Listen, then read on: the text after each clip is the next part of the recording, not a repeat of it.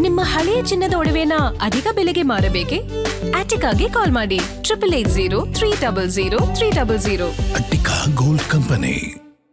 ಪ್ರಮುಖ ಸುದ್ದಿಗಳನ್ನ ಒಂದೊಂದಾಗೆ ನೋಡ್ತಾ ಹೋಗೋಣ. ಬಿಡದಿ ಟೌನ್ಶಿಪ್ ಯೋಜನೆ ವಿರುದ್ಧ ರೈತರ ಹೋರಾಟ ಮುಂದುವರೆದಿದ್ದು, ರೈತ ಮಹಿಳೆಯರು ವಿಷದ ಬಾಟಲ್ ಅನ್ನು ಹಿಡಿದು ಪ್ರತಿಭಟನೆ ನಡೆಸಿದ್ದಾರೆ. ಜೆಎಂಸಿ ತಂಡ ನಡೆಸ್ತಾ ಇದ್ದ ಸರ್ವೆ ಕಾರ್ಯಕ್ಕೆ ಅಡ್ಡಿಪಡಿಸಿ ಸರ್ಕಾರಿ ಅಧಿಕಾರಿಗಳ ಮೇಲೆ ಹಲ್ಲೆ ನಡೆಸಿದ ಆರೋಪದಡಿ 20ಕ್ಕೂ ಹೆಚ್ಚು ರೈತರ ವಿರುದ್ಧ ಬಿಡದಿ ಪೊಲೀಸ್ ಠಾಣೆಯಲ್ಲಿ ಎಫ್ಐಆರ್ ದಾಖಲಾಗಿದೆ.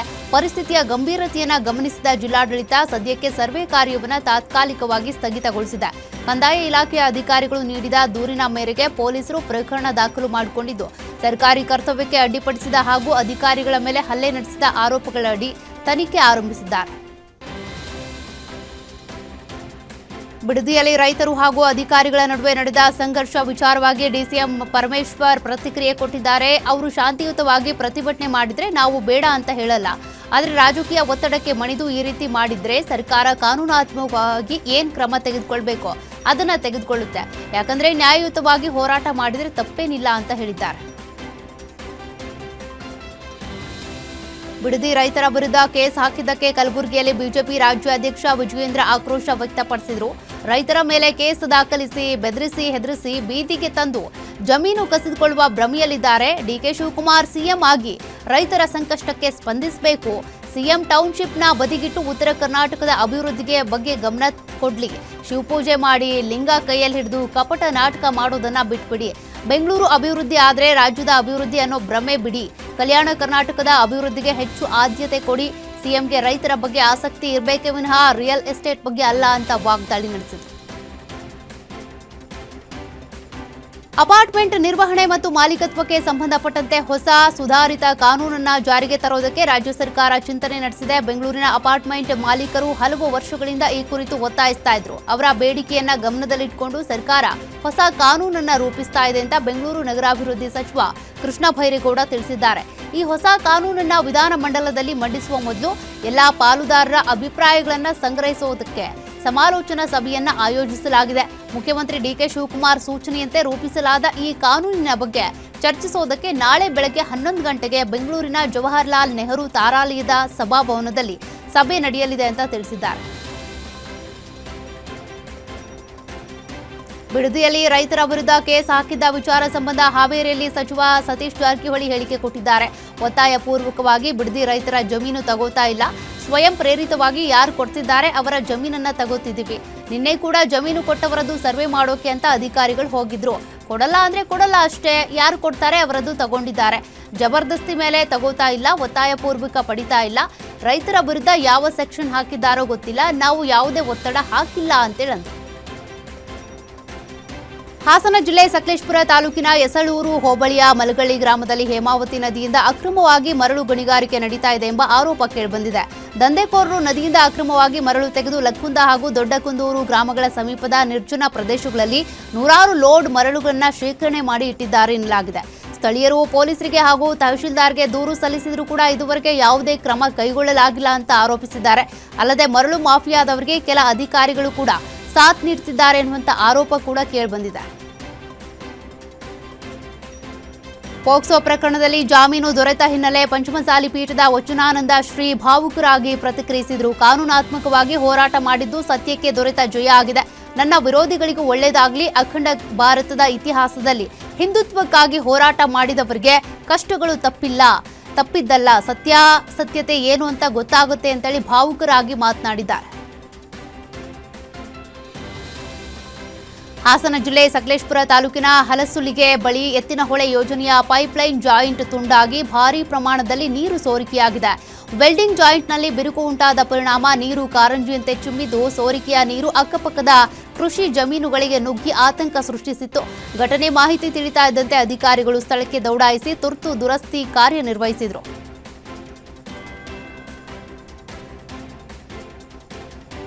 ಚಿಕ್ಕಮಗಳೂರು ಜಿಲ್ಲೆ ಮೂಡಿಗೆರೆ ತಾಲೂಕಿನಲ್ಲಿ ಮೆಸ್ಕಾಂ ಇಲಾಖೆಯ ಭಾರೀ ಎಡವಟ್ಟೊಂದು ಬೆಳಕಿಗೆ ಬಂದಿದೆ. ಮೂಡಿಗೆರೆ ನಿವಾಸಿ ಶಕುಂತಲಾ ಎಂಬುವರಿಗೆ 5,04,665 ರೂಪಾಯಿ ವಿದ್ಯುತ್ ಬಿಲ್ ನೀಡಿದ್ದು, ಬಿಲ್ ನೋಡಿ ಮನೆಯವರು ಕೂಡ ಬೆಚ್ಚಿ ಬಿದ್ದಿದ್ದಾರೆ. ಬಿಲ್ನಲ್ಲಿ ಉಂಟಾಗಿರುವ ಭಾರೀ ವ್ಯತ್ಯಾಸದಿಂದ ಶಕುಂತಲಾ ಆತಂಕಕ್ಕೊಳಗಾಗಿದ್ದು, ಸಂಬಂಧಪಟ್ಟ ಅಧಿಕಾರಿಗಳು ತಕ್ಷಣ ಪರಿಶೀಲಿಸಿ ತಪ್ಪನ್ನ ಸರಿಪಡಿಸಬೇಕು ಅಂತ ಒತ್ತಾಯಿಸಿದ್ದಾರೆ.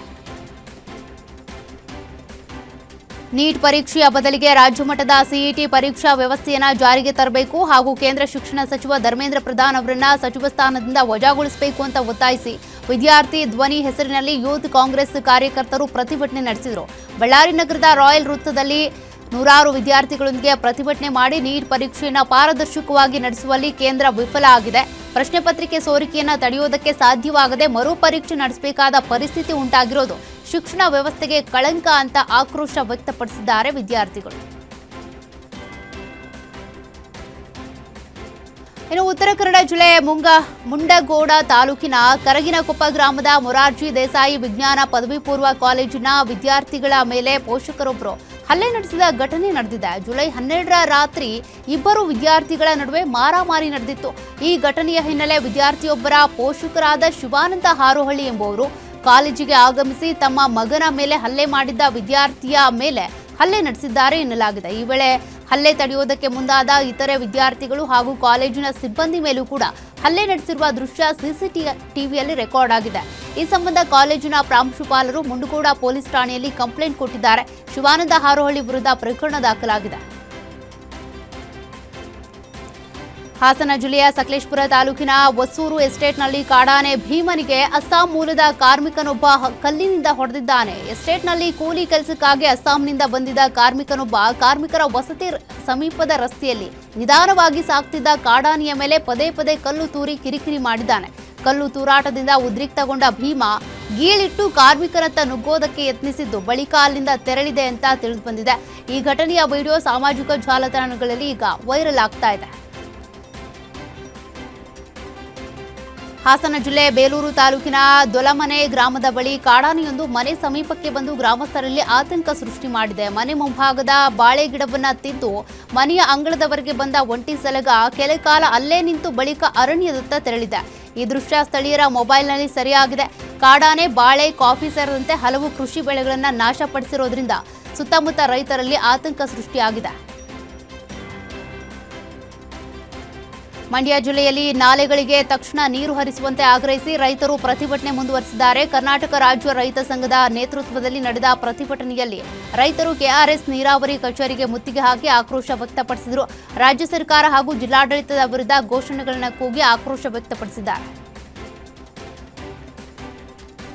ಧಾರವಾಡ ಕೃಷಿ ವಿಶ್ವವಿದ್ಯಾಲಯದ ಎದುರು ವಿದ್ಯಾರ್ಥಿಗಳು ಪ್ರತಿಭಟನೆ ನಡೆಸಿ ಆಕ್ರೋಶ ವ್ಯಕ್ತಪಡಿಸಿದ್ದಾರೆ. ಕೃಷಿ ಅಧಿಕಾರಿ ಹಾಗೂ ಸಹಾಯಕ ಕೃಷಿ ಅಧಿಕಾರಿ ಹುದ್ದೆಗಳ ನೇಮಕಾತಿಯಲ್ಲಿ ನಿಯಮ ಬಾಹಿರವಾಗಿ ಇಂಜಿನಿಯರಿಂಗ್ ವಿದ್ಯಾರ್ಥಿಗಳಿಗೆ ಅವಕಾಶ ನೀಡಲಾಗಿದೆ ಅಂತ ಆರೋಪಿಸಿರುವ ವಿದ್ಯಾರ್ಥಿಗಳು ಪ್ರತಿಭಟನೆ ಮಾಡಿ ಆಕ್ರೋಶವನ್ನು ಹೊರಹಾಕಿದ್ದಾರೆ. ಹಾಸನ ಜಿಲ್ಲೆ ಅರಕಲಗೂಡು ತಾಲೂಕಿನ ರಾಮನಾಥಪುರ ಕಾವೇರಿ ನದಿಯಲ್ಲಿ ವ್ಯಕ್ತಿಯ ಶವ ಪತ್ತೆಯಾಗಿದ್ದು ಆತ್ಮಹತ್ಯೆ ಮಾಡಿಕೊಂಡಿರುವ ಶಂಕೆ ವ್ಯಕ್ತವಾಗಿದೆ. ಮೃತನನ್ನ ಮೈಸೂರು ಜಿಲ್ಲೆ ಪಿರಿಯಾಪಟ್ಟಣ ತಾಲೂಕಿನ ಮರಡಿಬೋರು ಗ್ರಾಮದ ನಿವಾಸಿ ನಾಗರಾಜು ಅಂತ ಗುರುತಿಸಲಾಗಿದೆ. ಮೃತ ವ್ಯಕ್ತಿ ರಾಮನಾಥಪುರದ ಕಾವೇರಿ ಸೇತುವೆಯಿಂದ ನದಿಗೆ ಹಾರಿ ಆತ್ಮಹತ್ಯೆ ಮಾಡಿಕೊಂಡಿರಬಹುದು ಅಂತ ಪೊಲೀಸರು ಶಂಕಿಸಿದ್ದಾರೆ. ಸದ್ಯ ಕಂಪ್ಲೇಂಟ್ ದಾಖಲಾಗಿದ್ದು ತನಿಖೆ ನಡೆಯುತ್ತಿದೆ. ಕ್ಷುಲ್ಲಕ ಕಾರಣಕ್ಕೆ ವ್ಯಕ್ತಿಯ ಮೇಲೆ ಚಾಕುವಿನಿಂದ ಹಲ್ಲೆ ಮಾಡಿರುವ ಘಟನೆ ಆನೇಕಲ್ ತಾಲೂಕಿನ ಕಮಸಂದ್ರ ಕ್ರಾಸ್ ಬಳಿಯ ಕಿಂಗ್ಸ್ ಬಾರ್ ಅಂಡ್ ರೆಸ್ಟೋರೆಂಟ್ನಲ್ಲಿ ನಡೆದಿದೆ.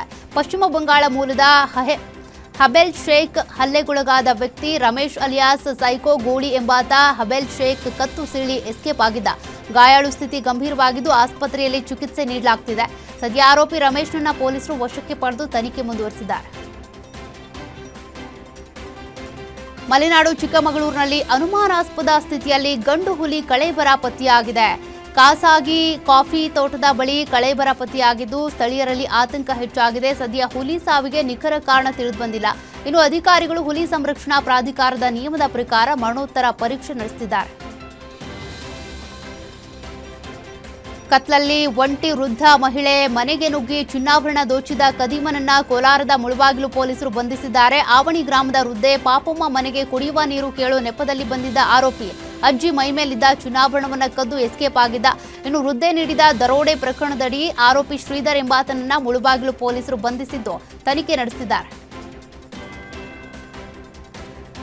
ಕಾರು ಬೈಕ್ ಡಿಕ್ಕಿಯಾಗಿ ಬೈಕ್ ಸವಾರ ಸ್ಥಳದಲ್ಲೇ ಮೃತಪಟ್ಟಿರುವ ಘಟನೆ ದಾವಣಗೆರೆ ಜಿಲ್ಲೆ ಚನ್ನಗಿರಿ ತಾಲೂಕಿನ ಸಂತೆಬೆನ್ನೂರು ಬಳಿ ನಡೆದಿದೆ. ದಾವಣಗೆರೆ ಕಡೆಯಿಂದ ಸಂತೆಬೆನ್ನೂರು ಕಡೆಗೆ ಬರ್ತಿದ್ದ ಕಾರು ಎದುರು ಬರ್ತಿದ್ದ ಬೈಕ್ಗೆ ಡಿಕ್ಕಿ ಹೊಡೆದು ಅಪಘಾತ ಸಂಭವಿಸಿದೆ. ತಮಿಳುನಾಡು ಮೂಲದ ಬಟ್ಟೆ ವ್ಯಾಪಾರಿ ಸ್ಥಳದಲ್ಲೇ ಮೃತಪಟ್ಟಿದ್ದು ಕಾರ್ನಲ್ಲಿದ್ದ 4 ಸಣ್ಣ ಪುಟ್ಟ ಗಾಯಗಳಾಗಿವೆ. ಕಲಬುರಗಿ ಕೇಂದ್ರ ಕಾರಾಗೃಹದಿಂದ 3 ಸಜಾ ಕೈದಿಗಳು ಪರಾರಿಯಾಗಿದ್ದು, ಈ ಘಟನೆ ಭಾರೀ ಸಂಚಲನಕ್ಕೆ ಕಾರಣವಾಗಿದೆ. ಮುಂಜಾನೆ ಸುಮಾರು 3 ಗಂಟೆ ವೇಳೆಗೆ ಜೈಲಿನ ಸುಮಾರು 15ರಿಂದ 20 ಅಡಿ ಎತ್ತರದ ಕಾಂಪೌಂಡ್ ಗೋಡೆಯನ್ನು ಹಾರಿ ಕೈದಿಗಳು ತಪ್ಪಿಸಿಕೊಂಡಿದ್ದಾರೆ ಅಂತ ತಿಳಿದುಬಂದಿದೆ. ಪರಾರಿಯಾದ ಕೈದಿಗಳನ್ನ ಮಸ್ತಾನ್, ಸಂತೋಷ್ ಹಾಗೂ ಸಾಗರ್ ಅಂತ ಗುರುತಿಸಲಾಗಿದೆ. ಇವರು ಬೀದರ್ ಜಿಲ್ಲೆಯ ಕೊಲೆ ಪ್ರಕರಣವೊಂದರಲ್ಲಿ ಶಿಕ್ಷೆಗೆ ಒಳಗಾಗಿ ಕಲಬುರಗಿ ಕೇಂದ್ರ ಕಾರಾಗೃಹದಲ್ಲಿ ಶಿಕ್ಷೆ ಅನುಭವಿಸ್ತಾ ಇದ್ರು. ಘಟನೆ ಸಂಬಂಧ ಫರತಾಬಾದ್ ಪೊಲೀಸ್ ಠಾಣೆಯಲ್ಲಿ ಪ್ರಕರಣ ದಾಖಲಾಗಿದೆ. ಈ ಸಂಬಂಧ ಓರ್ವ ಅಧಿಕಾರಿಯ ಅಮಾನತು ಆಗಿದೆ. ಶಾಪಿಂಗ್ಗೆ ತೆರಳಿದ್ದ ವೇಳೆ 2 ವರ್ಷದ ಮಗು ಆಟವಾಡ್ತಾ ಅಂಗಡಿಯ ಮೊದಲ ಮಹಡಿಯಿಂದ ಕೆಳಗೆ ಬಿದ್ದ ಘಟನೆ ಚಿಕ್ಕಬಳ್ಳಾಪುರ ನಗರದ ಪಿಳ್ಳಪ್ಪ ಕಾಂಪ್ಲೆಕ್ಸ್ ಬಳಿ ನಡೆದಿದೆ. ಗಾಯಗೊಂಡಿರುವ ಬಾಲಕಿಯನ್ನ ಚಿಕ್ಕಬಳ್ಳಾಪುರ ತಾಲೂಕಿನ ಗೊಲ್ಲರದೊಡ್ಡಿ ಗ್ರಾಮದ ನಾರಾಯಣಸ್ವಾಮಿ ಮತ್ತು ಮಧು ದಂಪತಿಯ ಪುತ್ರಿ ಸಂಗೀತ ಅಂತ ಗುರುತಿಸಲಾಗಿದೆ. ಮಗುವಿಗೆ ಹೊಸ ಬಟ್ಟೆ ಖರೀದಿಸೋದಕ್ಕೆ ಅಂತ ಬಂದಾಗ ದುರ್ಘಟನೆ ಸಂಭವಿಸಿದೆ. ಮಗು ಕೆಳಗೆ ಬಿದ್ದ ದೃಶ್ಯ ಸಿಸಿಟಿವಿಯಲ್ಲಿ ಸೆರೆಯಾಗಿದೆ. ಸಚಿವ ಸಂಪುಟ ವಿಸ್ತರಣೆ ಕುರಿತು ಬೆಳಗಾವಿಯಲ್ಲಿ ಶಾಸಕ ಆಸಿಫ್ ಸೇಠ್ ಪ್ರತಿಕ್ರಿಯೆ ಕೊಟ್ಟಿದ್ದಾರೆ. ಬೆಳಗಾವಿಗೆ 3 ಸಚಿವ ಸ್ಥಾನ ನೀಡಲೇಬೇಕು ಅಂತ ಸಿಎಂಗೆ ಕೇಳಿದ್ದೇವೆ. ಯಾರಿಗೆ ಬೇಕಾದರೂ ಸಚಿವ ಸ್ಥಾನ ನೀಡಿ, ಆದರೆ ಜಿಲ್ಲೆಗೆ 3 ಸಚಿವ ಸ್ಥಾನ ಬೇಕೇ ಬೇಕು ಅಂತ ಆಗ್ರಹಿಸಿದ್ದೀವಿ ಅಂತ ರಿಯಾಕ್ಟ್ ಮಾಡಿದ್ದಾರೆ.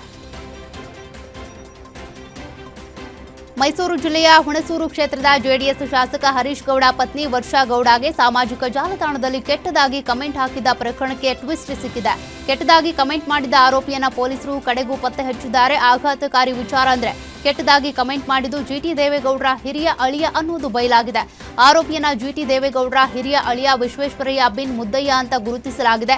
ವರಸಿಯಲ್ಲಿ ಶಾಸಕ ಹರೀಶ್ ಗೌಡ ಭಾವನಾಗಿರುವ ವಿಶ್ವೇಶ್ವರಯ್ಯ ವರ್ಷಾ ಗೌಡಗೆ ಕೆಟ್ಟದಾಗಿ ಕಮೆಂಟ್ ಮಾಡಿದ್ದ. ಕೆಟ್ಟ ಕಮೆಂಟ್ ಕುರಿತು ವರ್ಷಾ ಗೌಡ ದೂರು ಕೊಟ್ಟಿದ್ರು. ಈ ದೂರು ಆಧರಿಸಿ ಎಫ್ಐಆರ್ ದಾಖಲಿಸಿದ್ದ ಪೊಲೀಸರು ತನಿಖೆ ಕೈಗೊಂಡಿದ್ರು. ಪೊಲೀಸರ ತನಿಖೆಯಲ್ಲಿ ವಿಚಾರ ಬೆಳಕಿಗೆ ಬಂದಿದೆ. ಶಾರ್ಟ್ ಸರ್ಕ್ಯೂಟ್ನಿಂದ ಸರ್ಕಾರಿ ಆಸ್ಪತ್ರೆಯಲ್ಲಿ ಬೆಂಕಿ ಕಾಣಿಸಿಕೊಂಡಿರುವ ಘಟನೆ ಆನೇಕಲ್ ಪೊಲೀಸ್ ಠಾಣಾ ವ್ಯಾಪ್ತಿಯಲ್ಲಿ ನಡೆದಿದೆ. ಮೊದಲನೇ ಮಹಡಿಯ ಆಪರೇಷನ್ ಥಿಯೇಟರ್ನಲ್ಲಿ ಬೆಂಕಿ ಕಾಣಿಸಿಕೊಂಡಿದ್ದು, ಅದೃಷ್ಟವಶಾತ್ ಆಪರೇಷನ್ ಥಿಯೇಟರ್ನಲ್ಲಿ ರೋಗಿಗಳು ಇರಲಿಲ್ಲ. ಸದ್ಯ ರೋಗಿಗಳನ್ನ ಸಿಬ್ಬಂದಿ ಸುರಕ್ಷಿತವಾಗಿ ಸ್ಥಳಾಂತರ ಮಾಡಿದ್ದಾರೆ.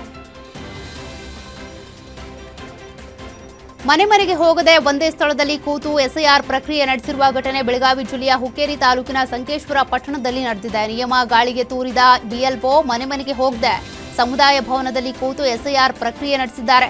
ಫೋನ್ ಕಾಲ್ನಲ್ಲೇ ಮಾಹಿತಿ ಪಡೆದು ಫಾರ್ಮ್ ತುಂಬುತ್ತಿರುವ ಬಿಎಲ್ಒ ಅಧಿಕಾರಿಯನ್ನ ಸಾರ್ವಜನಿಕರು ಪ್ರಶ್ನೆ ಮಾಡಿದ್ರೆ ಹಾರಿಕೆ ಉತ್ತರ ನೀಡ್ತಾ ಇದ್ದಾರಂತೆ. ಸಾರ್ವಜನಿಕರು ಈಗ ಮೇಲಧಿಕಾರಿಗಳ ಗಮನಕ್ಕೆ ತಂದರೂ ಕೂಡ ಡೋಂಟ್ ಕೇರ್ ಅಂತಿದ್ದಾರೆ.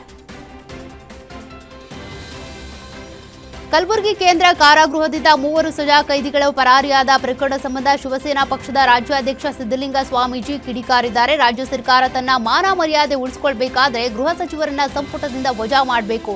ಈ ಘಟನೆ ಅತ್ಯಂತ ಖಂಡನೀಯ ಆಗಿದೆ. ಖರ್ಗೆ ಅವರು ಬರೀ ಉಡಾಫೆ ಮಾತನಾಡ್ತಾರೆ, ಕಾನೂನು ಸುವ್ಯವಸ್ಥೆ ಬಗ್ಗೆ ಮಾತನಾಡಲ್ಲ. ಇವರ ನಿರ್ಲಕ್ಷ್ಯದಿಂದ ಪೊಲೀಸ್ ಇಲಾಖೆ ಹಳ್ಳ ಹಿಡಿದಿದೆ. ಈ ಘಟನೆಯಿಂದ ಖರ್ಗೆ ಅವರ ಆಡಳಿತ ವೈಫಲ್ಯ ಎದ್ದು ಕಾಣಿಸ್ತಾ ಇದೆ. ಪ್ರಿಯಾಂಕ್ ಖರ್ಗೆ ಅವರು ಗೃಹ ಸಚಿವರಾದ ಮೇಲೆ ಪೊಲೀಸ್ ಇಲಾಖೆಯಲ್ಲಿ ಇಂತಹ ಘಟನೆಗಳು ಹೆಚ್ಚಾಗ್ತಿವೆ ಅಂತ ಕಿಡಿಕಾರಿದ್ದಾರೆ. ಬಳ್ಳಾರಿ ತಾಲೂಕಿನ ಕರ್ಚೇಡು ಗ್ರಾಮದಲ್ಲಿ ಅಪರೂಪದ ಸಾಂಸ್ಕೃತಿಕ ಕಾರ್ಯಕ್ರಮವೊಂದು ನಡೆದಿದೆ. ಬಿಳಿಹಾಳ್ ರಾಮಕೃಷ್ಣಪ್ಪ ಅವರ ಕುಟುಂಬದ ಸುಮಾರು 9 ಮಂದಿ ಸದಸ್ಯರು ಸೇರಿ ಸಂಪೂರ್ಣ ರಾಮಾಯಣ ಬಯಲಾಟವನ್ನು ಪ್ರದರ್ಶನ ಮಾಡಿದ್ದಾರೆ. 80 ವರ್ಷದ ಬಿಳಿಹಾಳ್ ಮರೆಮ್ಮ ಅವರ ಬಹುಕಾಲದ ಆಸೆಯನ್ನು ಈಡೇರಿಸುವ ಉದ್ದೇಶದಿಂದ ಮಕ್ಕಳು, ಮೊಮ್ಮಕ್ಕಳು ಹಾಗೂ ಮರಿಮೊಮ್ಮಕ್ಕಳು ಈ ಬಯಲಾಟವನ್ನು ಆಯೋಜಿಸಿದ್ರು. ಸಾರಥಿ, ಸೀತೆ, ಮಂಡೋದರಿ ಸೇರಿದಂತೆ ಮಹಿಳಾ ಪಾತ್ರಗಳನ್ನು ಹೊರತುಪಡಿಸಿ ಬಾಲಕೃಷ್ಣ, ಶ್ರೀರಾಮ, ಲಕ್ಷ್ಮಣ, ಆಂಜನೇಯ, ರಾವಣ ಸೇರಿದಂತೆ 10ಕ್ಕೂ ಹೆಚ್ಚು ಪ್ರಮುಖ ಪಾತ್ರಗಳನ್ನು ಒಂದೇ ಕುಟುಂಬದ ಸದಸ್ಯರು ವೇಷ ಧರಿಸಿ ಅಭಿನಯಿಸಿದ್ದಾರೆ. ಈ ವಿಶಿಷ್ಟ ಬಯಲಾಟವನ್ನು ವೀಕ್ಷಿಸುವುದಕ್ಕೆ ಸುತ್ತಮುತ್ತಲಿನ ವಣೆನೂರು, ಬಸರಕೋಡು, ಹಡ್ಲಿಗಿ ಹಾಗೂ ಸಿಂಧಪಾಳ ಗ್ರಾಮಗಳಿಂದ ನೂರಾರು ಜನ ಆಗಮಿಸಿದ್ರು. ತುಮಕೂರು ಜಿಲ್ಲೆ ಶಿರಾ ತಾಲೂಕಿನ ಮಾರ್ನಗೆರೆ ಗೊಲ್ಲರಹಟ್ಟಿಯಲ್ಲಿ ಘಟನೆಯೊಂದು ನಡೆದಿದೆ. ರೈತ ಉಮೇಶ್ ಎಂಬುವರಿಗೆ ಸೇರಿದ ಕುರಿಗಳು ಕರಬೂಜ ಹಣ್ಣು ತಿಂದು ತೀವ್ರ ಅಸ್ವಸ್ಥಗೊಂಡಿದ್ದು, ಪಶು ವೈದ್ಯರು ಚಿಕಿತ್ಸೆ ನೀಡಿದ್ರೂ ಕೂಡ ಫಲಕಾರಿಯಾಗದೆ 30 ಕುರಿಗಳು ಮೃತಪಟ್ಟಿವೆ. ಸಾಲ ಮಾಡಿ ಕುರಿ ಸಾಕಣೆ ಮಾಡ್ತಾ ಇದ್ದ ರೈತ ಉಮೇಶ್ ಕುರಿಗಳನ್ನ ಕಳ್ಕೊಂಡು ಕಂಗಾಲಾಗಿದ್ದು, ಸರ್ಕಾರ ಸಂತ್ರಸ್ತ ರೈತರ ನೆರವಿಗೆ ಬರುವಂತೆ ಆಗ್ರಹಿಸಿದ್ದಾರೆ. ಇನ್ನು ಮರಣೋತ್ತರ ಪರೀಕ್ಷೆ ಬಳಿಕ ಕುರಿಗಳ ಸಾವಿಗೆ ನಿಖರ ಕಾರಣ ಏನು ಅನ್ನೋದು ತಿಳಿಯಲಿದೆ. ನೆಲಮಂಗಲದ ಮೋಟಗಾನಹಳ್ಳಿ ಚಿರತೆ ಉಪಟಳ ಹೆಚ್ಚಾಗಿದ್ದು, ಸಾಕು ಪ್ರಾಣಿಗಳ ಮೇಲೆ ಚಿರತೆ ದಾಳಿ ಮಾಡ್ತಾ ಇದೆ. ಸಿಸಿಟಿವಿ ಕ್ಯಾಮೆರಾದಲ್ಲಿ ಚಿರತೆಯ ಚಲನವಲನ ಸರಿಯಾಗಿದೆ. ಮನೆಯಿಂದ ಹೊರಬರೋಕ್ಕೂ ಕೂಡ ಗ್ರಾಮಸ್ಥರು ಹೆದರುವಂತಾಗಿದೆ. ಇನ್ನು ಸ್ಥಳಕ್ಕೆ ಬಾರದ ಅರಣ್ಯ ಇಲಾಖೆ ಅಧಿಕಾರಿಗಳ ವಿರುದ್ಧ ಗ್ರಾಮಸ್ಥರು ಆಕ್ರೋಶ ವ್ಯಕ್ತಪಡಿಸಿದ್ದಾರೆ.